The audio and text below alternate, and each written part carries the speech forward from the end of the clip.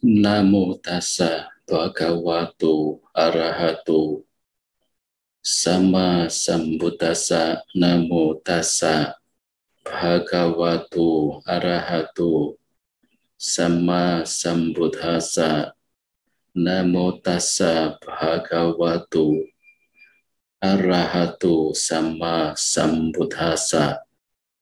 Ako dena jine kodang asadung saduna jine kadariang danena sacena dikawatinang ti.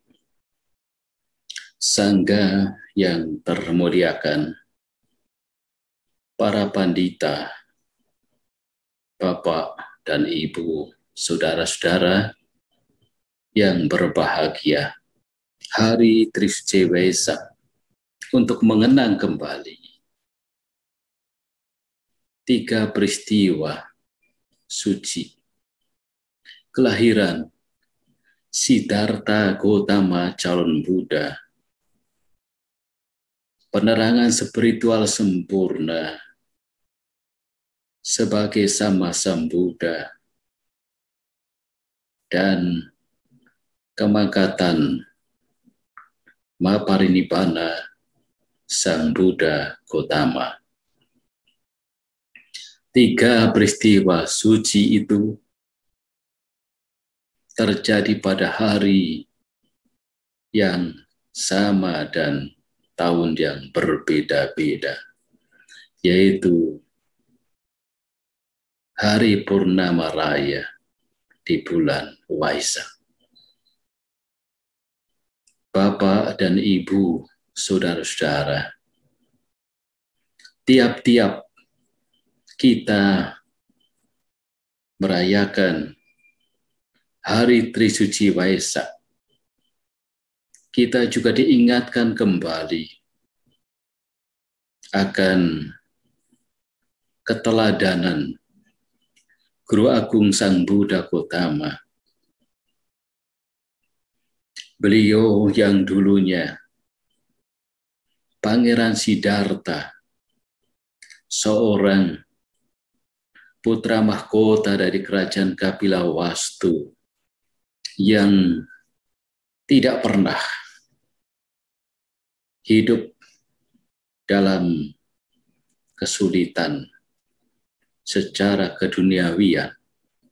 Namun beliau memilih jalan hidupnya sendiri, meninggalkan istana, meninggalkan keluarganya, meninggalkan sanak familinya, bahkan tahtanya, serta putra yang sangat dicintainya, tentunya keluarganya, dengan tujuan yang amat mulia, yang didasarkan oleh kecintaan beliau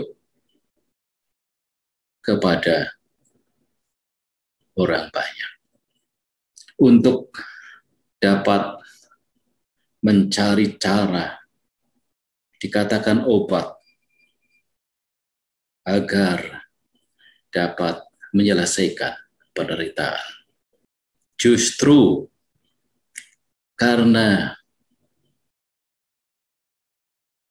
kecintaannya, bukan karena beliau tidak peduli dengan keluarganya, beliau tidak peduli dengan masyarakat yang mencintainya di kala itu, tetapi berbalik, Pangeran Siddhartha lebih mencintai semuanya. Bahkan dikatakan umat manusia, bahkan para dewa, agar dapat terbebas dari penderitaan. Karena itulah beliau mengorbankan hidupnya yang sesungguhnya. Tidak ada yang kurang baginya kehidupan keluarganya yang sangat harmonis dan putranya yang baru lahir yang sangat dicintainya. Orang tuanya yang sangat dihargainya, dihormatinya, sanak keluarganya. Namun, ada yang mengganjal di dalam pikiran, yaitu mencari cara sebagai upaya agar bisa menyelamatkan umat manusia. Bapak dan Ibu, saudara-saudara, yang kemudian tekadnya yang telah matang, tidak ada yang bisa membendung. Karena itu dikatakan Siddhartha pada saat beliau benar-benar merasa bahwa saat yang sudah tepat meninggalkan istana, seperti menjebol tembok istana dengan kalimat yang lain, karena sesungguhnya istana dijaga sangat ketat sekali. Namun beliau bisa meninggalkan istana dengan dibantu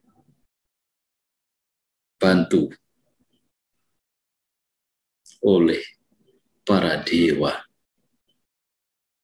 Konon dikatakan demikian. Dan bersama Cana dan Kantaka meninggalkan istana. Lalu menjadi seorang pertapa yang amat sederhana. Yang tadinya bergelimang kehidupan, penuh kenikmatan dan kesenangan indriawi. Namun, setelah menjadi pertapa, amat sederhana seperti para pertapa-pertapa yang lain. Mereka yang ketemu, baik di desa maupun di pinggir hutan, mempersembahkan makanan kepada pertapa utama. Hal itu tidak mengendorkan latihannya. Latihannya amat disiplin. Dari saat ke saat, Pertapa Gotama melatih dengan berbagai cara semua praktek-praktek kepertapaan kala itu di India, dan berguru dengan pertapa-pertapa yang sangat termasyhur, yang dikatakan mereka telah mencapai capaian yang tertinggi pada masanya. Namun Pertapa Gotama tidak puas atas apa yang telah didapatkannya dari para guru-guru itu, demikian juga dari apa yang telah dicapainya sendiri. Karena itulah makin keras lagi dalam latihan, yaitu menyiksa diri, mengurangi makan dan minum, hingga akhirnya karena mengurangi secara terus-menerus makan dan minum apa adanya, bahkan juga mengurangi sedikit demi sedikit sampai akhirnya tidak makan sama sekali, sehingga badannya amat kurus dan kering. Tetapi apakah Siddhartha yang sudah menjadi Pertapa Gotama pada saat itu merasa bahwa sia-sia? Tidak. Terus melatih dan selalu ingat dengan tekadnya sebelum bisa mencapai apa yang harus dicapai, terus berlatih.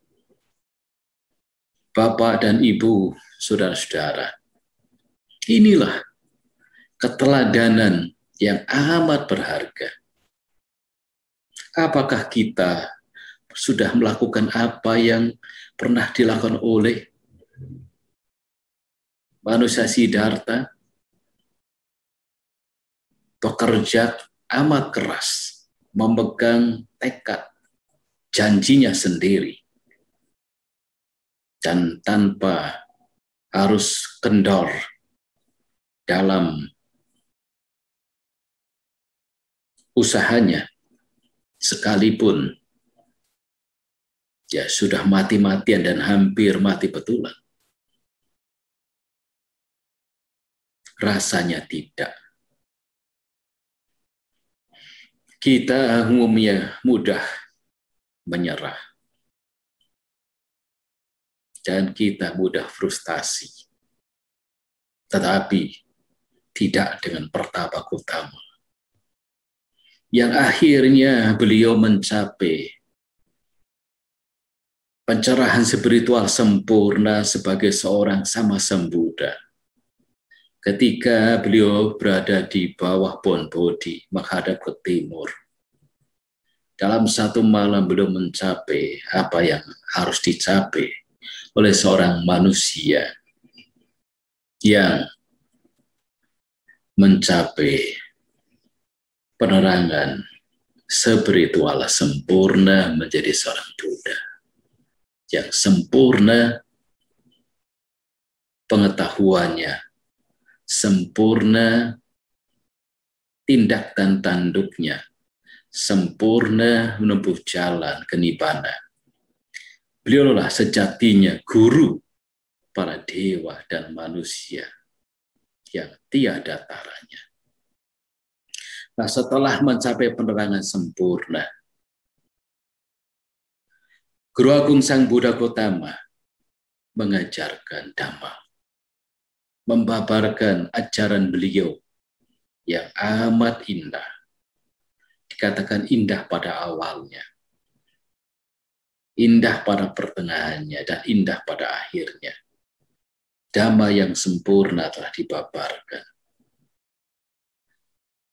Hal itu semua sesungguhnya, kalau kita pahami secara seksama atau secara cermat, bahwa Guru Agung Buddha Gautama mengajarkan Dhamma tidak lain karena kecintaannya kepada umat manusia. Beliau memiliki rasa cinta, kasih yang tak terbatas, yang dikatakan sebagai maha karuna. Dan hal itu bukan saja dimiliki pada saat setelah beliau menjadi seorang manusia Buddha, tetapi di awal saya telah menyinggung bahwa keteladanan beliau salah satunya adalah memiliki rasa cinta yang begitu besar kepada keluarganya, sanak familinya, di mana beliau meninggalkan kesemuanya untuk mendapatkan sesuatu yang amat berharga dan bisa menolong orang banyak dari penderitaan. Dan mari kita cek, ketika masih anak-anak pun, Siddhartha memiliki kecintaan kepada makhluk-makhluk lain yang menderita. Yang dalam kisah-kisahnya masa kecil, beliau sangat penyayang dan menolong makhluk-makhluk yang menderita. Jadi sesungguhnya, Guru Agung Sang Buddha Gautama memiliki karuna yang begitu besar, yang tentunya karena itu dilandasi oleh metta. Karena itu metta dan karuna, cinta kasih, kasih sayang dan belas kasihan kepada umat manusia, sesuai dengan tema sentral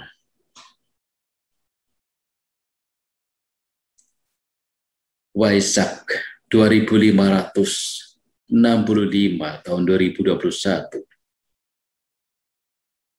Cinta kasih membangun keluhuran bangsa. Cinta kasih adalah dasar pedoman hidup bagi masyarakat yang memiliki budi pekerti yang luhur. Hal inilah yang penting setelah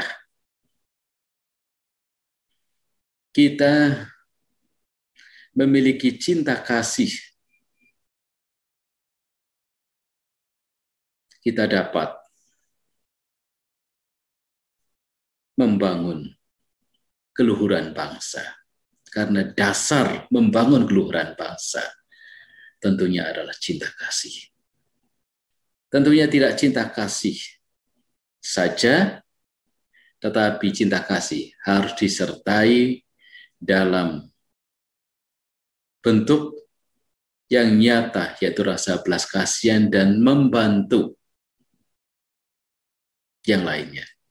Bisa saling membantu pada yang lainnya. Itu adalah didasarkan oleh cinta kasih.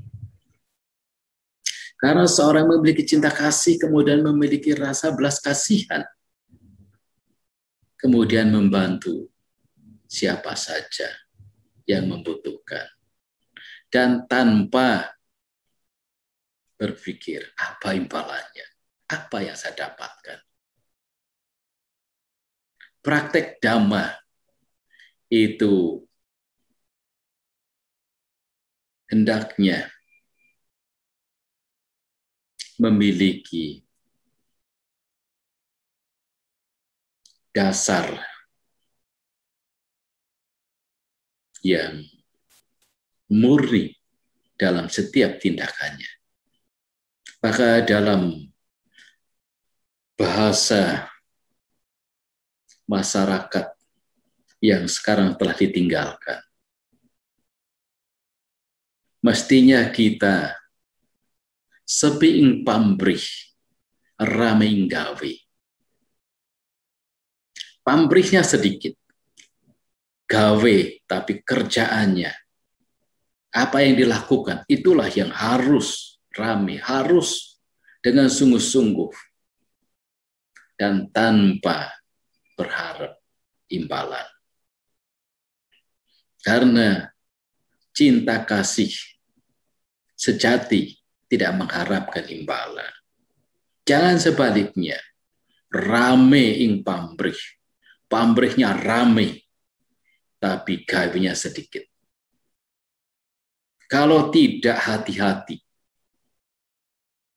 kita semua akan bisa demikian. Pamrihnya besar, apapun yang dilakukan selalu didasarkan apa yang saya dapatkan, apa yang saya bisa ambil, tetapi yang dikerjakan asal-asalan, malas-malasan. Ini bukan cara yang sesuai dengan yang diajarkan oleh Sang Buddha Gautama. Karena cinta kasih itulah kita timbul rasa belas kasihan dan membantu pada siapa saja. Dan juga cinta kasih menyatukan kita dengan siapa saja, sekalipun mereka berbeda keluarga, latar belakang, berbeda tradisi, berbeda kepercayaan, tetapi karena didasarkan oleh rasa cinta kasih yang murni, maka semua menjadi sahabat, menjadi saudara. Karena sungguhnya kita adalah bersaudara. Bersaudara itu satu udara. Kita hidup itu di dalam alam raya ini, kita sama-sama bernafas. Ya, jadi satu udara. Karena itulah, kalau kita benar-benar bisa bersaudara sebagai sebangsa dan setanah air, betapa indahnya. Cinta kasih juga dapat menimbulkan kebajikan yang lain, di mana seseorang yang memiliki perilaku baik itu sesungguhnya karena didasarkan cinta kasih.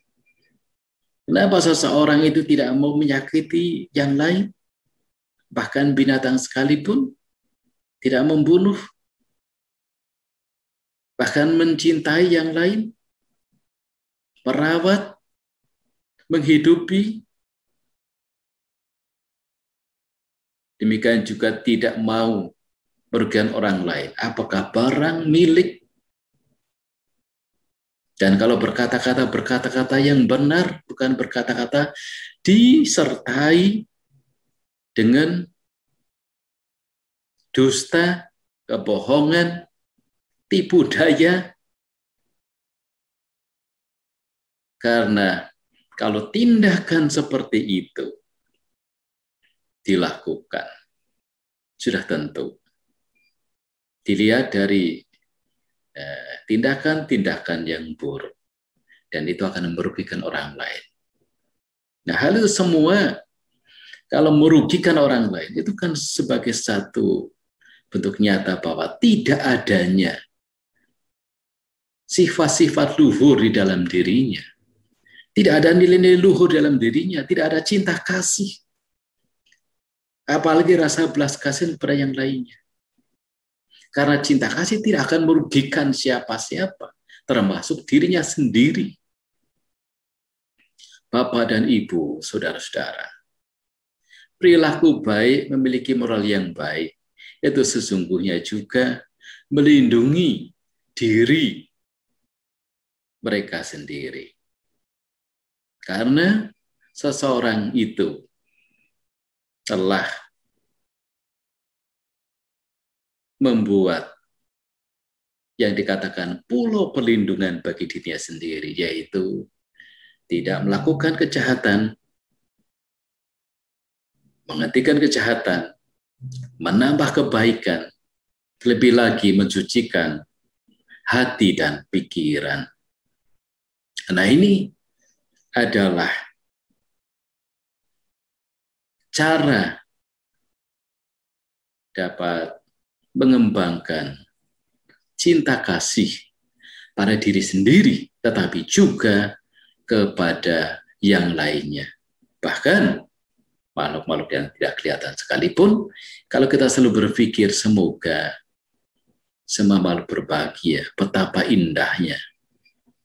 Bukan ucapannya, tapi pikiran kita. Dan ucapan kita itu keluar mestinya dari pikiran yang murni, pikiran yang bersih. Bahkan disebutkan dalam syair, Dhammapada atanang bhikkhave rakanto parang rakati, parang rakanto atanang rakati. Kalau seseorang bisa melindungi dirinya sendiri, maka seseorang akan bisa melindungi yang lainnya. Parang rakanto atanang rakanti, bisa melindungi yang lainnya. Jadi kalau kita mau melindungi orang lain, lindungilah dirinya sendiri. Lindungi dengan kebajikan-kebajikan. Selain memiliki kedermawanan, tetapi juga memiliki perilaku moral yang baik. Sehingga seseorang ketika telah mengembangkan nilai-nilai luhur seperti itu, seseorang memiliki perlindungan yang terbaik bagi dirinya. Apalagi kebajikan yang lain juga dikembangkan melalui latihan samadhi, meditatif, mengkonsentrasikan pikiran, mengembangkan kesadaran, selalu memunculkan pikiran yang eling dan waspada, di mana bisa melihat, menyadari gerak-gerik pikiran, bisa mengamati pikiran, perasaan, dan kesadaran dalam batinnya maupun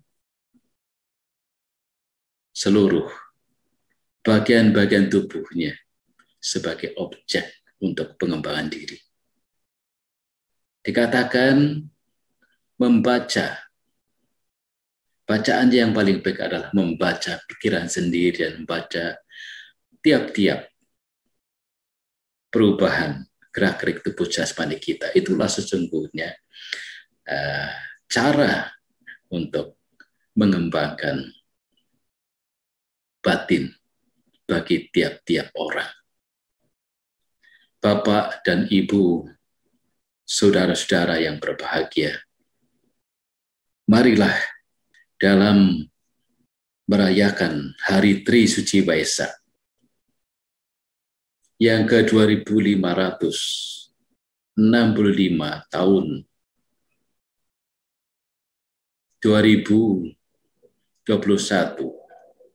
kita mengembangkan cinta kasih dengan dimulai dari dirinya sendiri. Karena tanpa dimulai dari diri sendiri, di dalam batinnya tidak ada artinya. Miliki cinta kasih dari diri sendiri. Tingkatkan rasa disiplin diri dalam kehidupan sehari-hari dengan baik. Kembangkan batin kita, sehingga kita akan mampu mengatasi gejolak batin kita. Kita akan mampu mengembangkan kebajikan kita, cinta kasih dan kasih sayang kita ditujukan kepada yang lainnya, dengan harapan semoga sajalah masalah yang dialami oleh tiap-tiap bangsa, bahkan bangsa-bangsa di dunia, dan kita mengalaminya di sini. Semoga dengan kebajikan dan kedisiplinan kita semua akan segera terbebas dari penderitaan. Setidaknya kita bisa mengatasi penderitaan bagi diri kita sendiri dengan mempraktikkan ajaran Guru Agung Sang Buddha Gautama. Marilah kita mengembangkan cinta kasih untuk membangun keluhuran bangsa, agar supaya bangsa kita menjadi bangsa yang bermartabat, bangsa yang kuat, bangsa yang memiliki perilaku budi pekerti yang luhur. Selamat merayakan Hari Tri Suci Waisak. Selamat berbuat kebajikan sebanyak mungkin. Semoga Tuhan Yang Maha Tiratana selalu melindungi. Semoga semua makhluk berbahagia. Sadhu, sadhu.